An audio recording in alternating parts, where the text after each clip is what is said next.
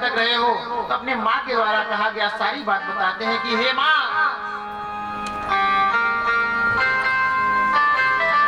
उस माँ ने मुझे आज्ञा दी है कि मैं जाकर के परम पिता परमेश्वर की खोज करूं।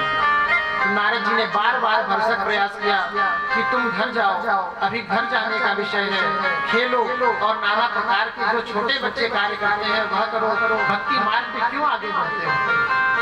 मगर वह माँ का आशीर्वाद लेकर के बस उसके मन में एक ही लग थी कि मुझको प्रभु तक पहुंचना है, मुझे प्रभु तक पहुंचना है, केवल उसके मन में यही एक आस थी।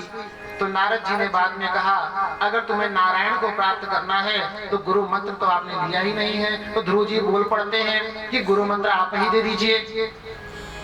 उनको एक ही मंत्र दिया, ओम नमो भगवते वासुदेवाय। इसी मंत्र का वो जप करते रहे। कुछ समय तक तो जो फल जंगलों में हुआ, कंदमूल इत्यादि का सेवन किया उन्होंने 6 माह तक। फिर अगले 6 माह तक ध्रुव जी महाराज ने केवल वायु का ही सेवन किया और ओम नमो भगवते वासुदेवाय का जप करते रहे। पुनः 6 महीने तक बिना कुछ खाए पिए भगवान की आराधना करते रहे।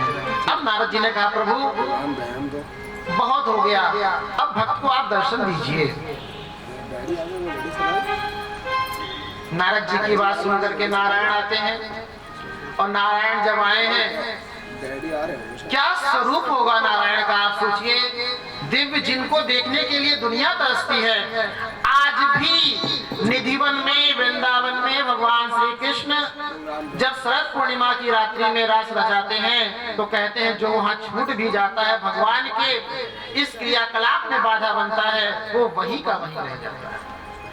प्रत्यक्ष घटना है निधिवन की।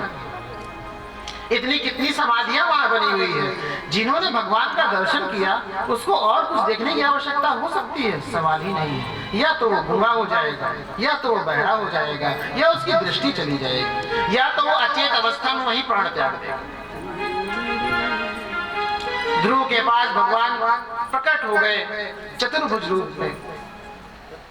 भगवान के हाथों में शंख है, कमल है, चक्र है, गदा है। भगवान के स्वरूप को जब दिव्य तेज के स्वरूप को ध्रुव जी महाराज देखते हैं तो ध्रुव जी महाराज अपनी चेतना खो बैठे।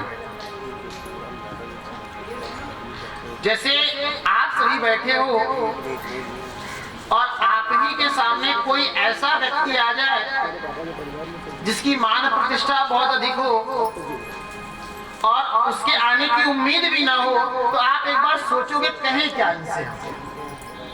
यही अवस्था ध्रुव जी महाराज की थी, बिल्कुल यही अवस्था ध्रुव जी महाराज की। उनके सामने तो स्वयं जगदीश्वर श्रीमन नारायण प्रभु चतुर्भुज रूप में आ गए हैं। क्या तेज है उनके चेहरे पर। प्रभु की इस अलौकिक छटा को देख करके ध्रुव जी महाराज अपनी चेतना को खो बैठते हैं। अपनी इस चेतना को जब वो खो बैठे तो भगवान नारायण समझ गए। भगवान नारायण ने कुछ नहीं किया, ध्रुव के ऊपर अपने शंख के अग्रिम भाग को स्पर्श करा दिया। भगवान के शंख का स्पर्श होते ही ध्रुव जी की खोई हुई सरस्वती जाग गई। कहा, पुत्र ध्रुव तुम यहाँ कब से हो? तो ध्रुव कहते हैं, प्रभु मैं सुबह ही तो आया था। देखिए इतनी सोच है उनकी कि ये कह रहा मैं तो सुबह ही यहाँ पर आया था और आपको मैंने पा लिया। क्या लीला है प्रभु की। कहें बताओ क्या वरदान चाहते हो? तो ध्रुव जी महाराज कहते हैं कि हे प्रभु जब तक आपको नहीं पाया था तब तक तो ये था कि जो मेरे पिताजी का राज्य है वो मेरा हो जाए, लेकिन आपको पाने के पश्चात मेरी कोई इच्छा शेष ही नहीं है। ये है भक्त का भाव। और क्या कहा? प्रभु मेरी एक इच्छा है कि मैं आपकी गोद में बैठूं। अच्छा आप लोग के सामने भगवान आ जाए तो आप सब क्या मांगेंगे? प्रभु जी लॉटरी वगैरह की व्यवस्था ना मांगिएगा क्योंकि ये तो खत्म भी हो जाएगा। प्रभु आप ही मेरे पास है, सबसे बड़ा धन तो यही है। ऐसी ध्रुव ने मांग कर ली। अब नारायण की गोद में बैठे हैं। क्या प्रेम से नारायण ने उनको गोद में बिठाया है। बोलिए श्रीमन नारायण भगवान की जय। ऐसे हमारे प्रभु हैं। और ध्रुव जी कहते हैं कि आप मांगोगे तो क्या मांगोगे, जब वो देने पर आएगा तो आप कल्पना भी नहीं कर सकते। ध्रुव जी महाराज को उन्होंने वो सब दे दिया जिसकी उन्होंने कभी कल्पना ही नहीं। कहा तुम तो मेरी गोद में बैठो ही बैठो, तुमने पिता का राज्य लेकर क्या करोगे। तुमको आज से मैं अपना एक लोक, ऐसे बहुत सारे लोग हैं, अतल वितल सुतल तलातल महातल रसातल, पता नहीं कितने लोग तो नारायण की एक चुटकी बजाते ही हाजिर हो जाते हैं। पूरा का पूरा ध्रुवलोक, जिसको आज आप ध्रुव तारा के नाम से जानते हैं, कभी कभी आप उसको देखते भी होंगे, चमकता होगा, बहुत सुंदर लगता है। ध्रुव तारा वो एक लोक है। ध्रुव लोक ही भगवान ने आज ध्रुव को दे दिया। कहा जाओ आज से तुम्हारा अनंत काल तक, जब तक सृष्टि रहेगी तब तक तुम्हारा यहाँ पर साम्राज्य विस्तार रहेगा। बोलिए श्रीमन नारायण भगवान की जय। ऐसे हैं हमारे परम प्रभु और ऐसे हैं हमारे भक्त ध्रुव जी महाराज की कथा। बोलिए भक्त प्रहलाद जी महाराज की जय, ध्रुव जी महाराज की जय, श्रीमन नारायण भगवान की जय, बिहारी लाल की जय। आइए कथा के क्रम में अभी